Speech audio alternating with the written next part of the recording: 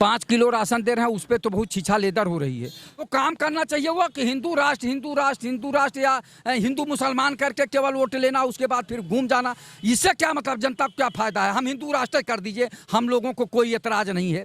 यहाँ का मुसलमान भी हिंदुस्तान में पैदा हुआ कई पीढ़ियों से है, वो भी कहाँ जाएगा, वो भी हिंदू बनवा दो भैया, कुछ भी करा दो। वो पठाने से तो क्या नाम ठाकुर और पंडितों से कन्वर्टेड मुसलमान है, तो उनको चाहे जो कर दो, हमको कोई एतराज नहीं है। लेकिन ये तो हिंदुस्तान का डंका पूरे विश्व में बज रहा है, आप नाराज क्यों हैं ये बताइए? मोदी जी इतना अच्छा काम कहाँ डंका बज रहा है? कौन कर रहा है? G20 देख लीजिए, पूरे देश इकट्ठा हो गए थे। अरे भैया, अभी तो ये भी खबर है, जो पूरे विश्व का सबसे ताकतवर व्यक्ति है, अमेरिका का राष्ट्रपति जो बाइडेन, अब वो जाके कहीं विदेश में बोले हैं कि यहाँ तो निष्पक्ष पत्रकारिता पे जो है पाबंदी है, पत्रकारों को तरजीह नहीं दी जाती। यहाँ तक कि प्रधानमंत्री जी एक शब्द बोलने के लिए नहीं तैयार हैं। तो आप कहाँ देश जा रहा है? चौथा स्तंभ पत्रकारिता मानी गई है या मीडिया मानी गई है। तो अगर हमारी आवाज़ जो है यही लोग पहुँचाते हैं, गलत सही प्रश्न पूछते हैं कि देश की जनता आपके बारे में क्या सोच रही और आप जनता को क्या योजनाएं दे रहे हैं, तो उस पर तो बोलना चाहिए देश के प्रधानमंत्री। और सबसे बड़ी बात है,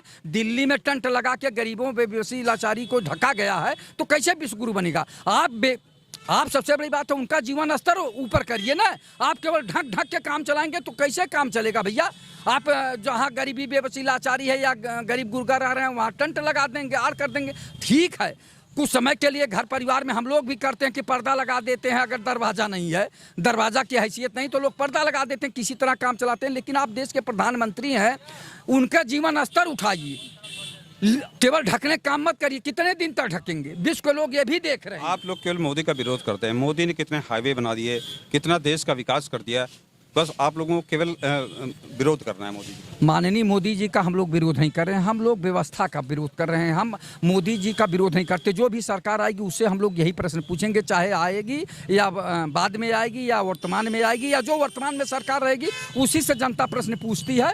जो बाहर रहता है उससे क्या प्रश्न पूछे? जो 9 साल में जो कार्य किए आप, उसका हम लोग आकलन कर रहे हैं। और सही में जनता ने आप पे अटूट विश्वास किया था और प्रचंड बहुमत की सरकार दिया था, लेकिन जनता ने जो आपसे अपेक्षा किया था उस पर आप खरे नहीं उतरे, इसलिए जनता का मोह आपसे भंग हो रहा है। 2024 में किसको प्रधानमंत्री देखना चाहते हैं? देखिए, प्रधानमंत्री कोई हो, हमको उससे नहीं मतलब है, लेकिन जो भी प्रधानमंत्री हो अच्छा कार्य करे, जनता के हित में काम करे। न कि सुनिए, किसको देखना, न कि 2 ही पूंजीपतियों को आगे बढ़ावे, अडानी अंबानी को, या जो लोग देश को लूट कर लेके चले गए, चाहे विजय माल्या जी हों, मेहुल चोकसी हों, और चाहे नीरव मोदी जी हों, चाहे अन्य लोग हों, जो लोग लूट के बाहर गए। आप क्यों नहीं, आप ही बोलते थे कि बॉर्डर हमारा है, हवाई अड्डे हमारे हैं, सिक्योरिटी हमारी है, सैनिक हमारे हैं, तो कैसे लोग जो घुसपैठिए घुस आते हैं और कैसे बाहर चले जाते हैं? तो ये लुटेरे कैसे आपके शासन में बाहर चले गए? आप तो प्रधान सेवक। आतंकवाद खत्म हो गया देश से, धारा 370 हट गई और देश में अब आतंकवाद नहीं। अरे बहुत अच्छा अमन चैन हो रहा है, पूरे भारत के लोग खुशहाली में जी रहे हैं। सुना सीमा हैदर जी पुनः पाकिस्तान जाने के लिए तैयारी कर रही हैं।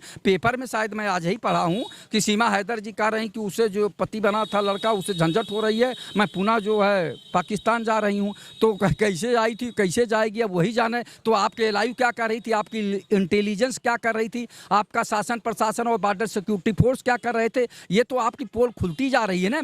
देखिए मोदी जी, जो हम इधर कोई आतंकवादी थोड़ी भैया, आतंकवादी उसी बहाने उसी तरह से आतंकवादी भी तो चले आते हैं। आप ये बताइए, जब एक जनरल महिला चली आई, आसानी से चली आई, तो आतंकवादियों के पास तो बहुत दिमाग होता। मुझको लगता है वो आईएस से ज़्यादा दिमाग रखते हैं आतंकवादी, किस तरह से बचना, किस तरह से। जैसे नहीं यहाँ के अपराधी जो कहते हैं कि पुलिस डाल तो मैं पात। आप अपराध कैसे हो रहा है? इसी तरह से हो रहा है ना कि पुलिस कुछ कहती है तो अपराधी कुछ अपना लेते हैं। उसी तरह से आतंकवादी भी हैं।